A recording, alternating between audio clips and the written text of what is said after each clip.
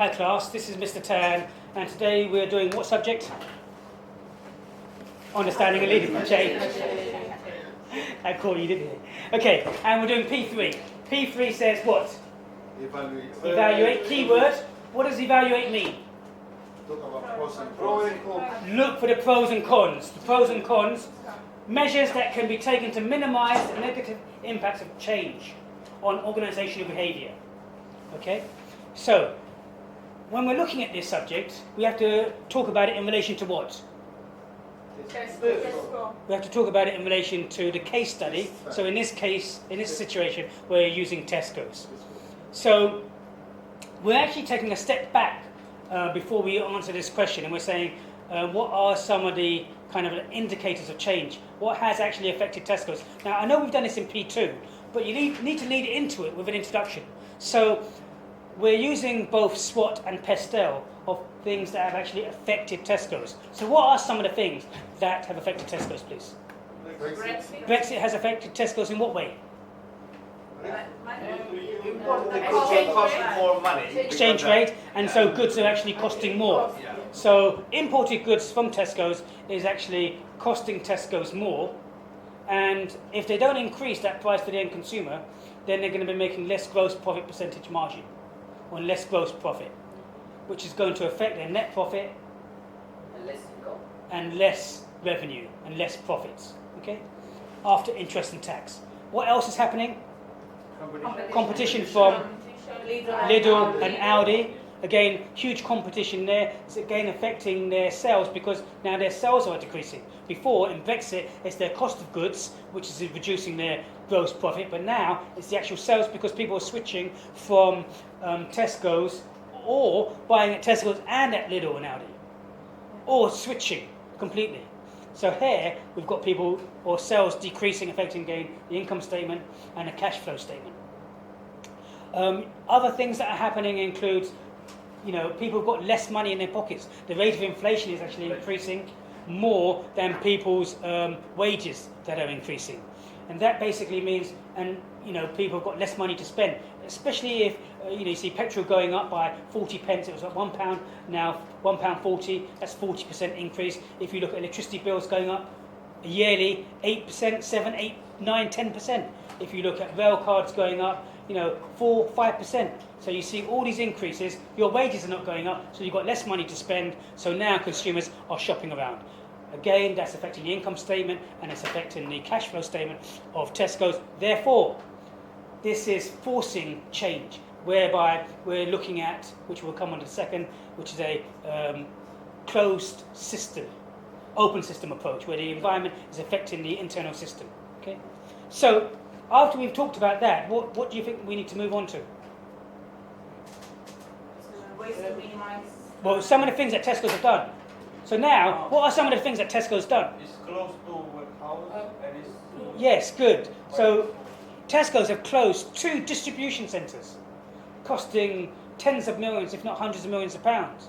2 big central distribution centres that they have in the UK. Okay.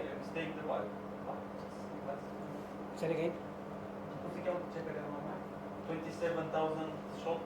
Yeah, we'll come on to that. Yes, and also Tesco's have tried now to compete with Lidl and Aldi by buying Booker's, and Booker's own also Londis.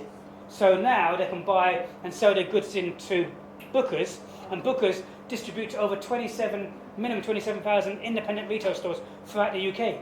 Plus, with Londis stores, they can now sell their goods into Londis, competing against Lidl and Aldi.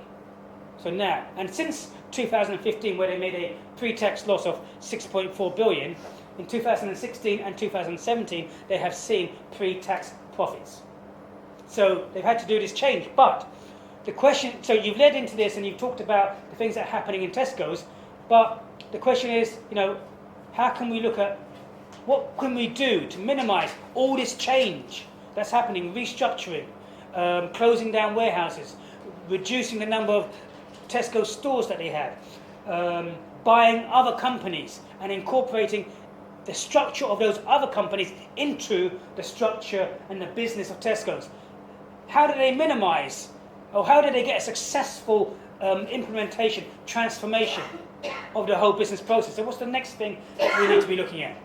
Something we, Is that why this model System working? yeah, before we look at the system models, let's just look at some of the reasons why things fail. You know, some of the reasons why things fail are why. Why do some projects fail? Lack of education. And again, you know, you've got difficulty in a changing culture. There may be a conflict of culture. There may be lack of organisation, lack of commitment from the staff. There may be lack of understanding, lack of education, lack of communication. And you've got more factors which, you know, kind of inhibit effective change. Because people may not have the skills, they may not have the roles, they don't know the objectives, they don't know the mission, may not be committed to the change. People always, you know, have done things in a certain way, that it may be very difficult for people to change what they're doing and the way that they're doing it. The resistance. Yes, the resistance to change. Okay? And how often do we see old people not wanting to use latest technology, mobiles? What about your parents? Do your parents all use mobiles and social media and WhatsApp? No. Right now. Do you all use it? Yeah. So, again, you know, these are some of the reasons why. But then, how can we minimize, you know, if we look at the question, it says, how can we minimize the negative impacts of change? So what model can we use to try and minimize this? Yeah, the Burke-Litwin model. And if we kind of use this model as a guidance, we can see that this model aims to, you know, look at what is needed in a transformation process to have effective change. And what this model is saying is that you need to look at the environment, the mission, you need to incorporate the strategy, the leadership, and also you need to review the organizational culture and how the culture should be adopted to facilitate effective change. When we're looking at this model, we can see various advantages and disadvantages. Some of the advantages of this model is helps you understand what to change, how and why. It kind of simplifies a complex situation. You guys were all talking about ways to minimize, and you were talking about all bits and pieces, and all these bits and pieces is all valid, and it kind of all fits into this model. This model kind of, like, as it says, it simplifies an overcomplicated system. You know, you've got highlighted various organizational properties, provide a common language with which to discuss organizational characteristics, provide a guidance to the sequence of actions to take in the change situation. So what is the sequence of events that need to take place in order for this change to happen? Okay? And then some of the disadvantages with these models include what? Does it include or take into consideration the ethical considerations? What is the impact on this model in terms of the public ethics of these changes? How does it affect shareholders? You know, how does it affect the employees? What does it actually mean? What's actually required to support the employees? So there will be advantages and disadvantages of this. And really, does this model take into consideration the effects of this appropriately? Okay, so these are some of the disadvantages of it. So now we're moving into different types of systems. So when we talk about a system, we're talking about what? Well, when we talk about system, we mean what? Inputs, transformation, and output. And on the outside, we've got the environmental factors. So systems can be open or closed. What do I mean by an open system? Outside doesn't affect the inside. When the outside does affect the inside. A closed system, when the outside does not affect the company itself. Okay? But we're talking about here Tesco's. So would this be an open system or closed system? Open system. Because definitely what's happening on the outside world is definitely going to affect Tesco's and their operations. Okay? So we're talking about an open system. And then we need to then move on and we need to look at, because the question now says, you know, what steps can be taken? So tell me some of the steps that can be taken to minimize. Change plan, Yes, implementation of the change. yes. So you can have a planned change. If you don't have a, it sounds obvious, isn't it? It sounds obvious that you have to plan a change.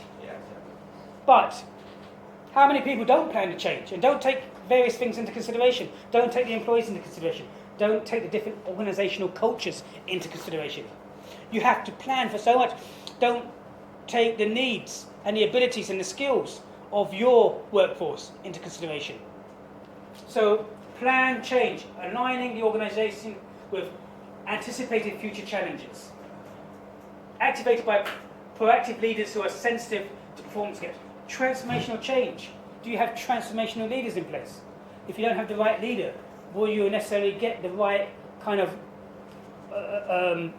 aims and objectives achieved? You need the right leader. A leader with a mission, a vision, a passion, a determination, a transformational leader to get this done. You need to prepare to build commitment and capability. If you don't have commitment of your employees to get this done, it's not going to get done. You need the commitment of your employees because, we're not talking about just working from 9 to 5. We're talking about getting a job done.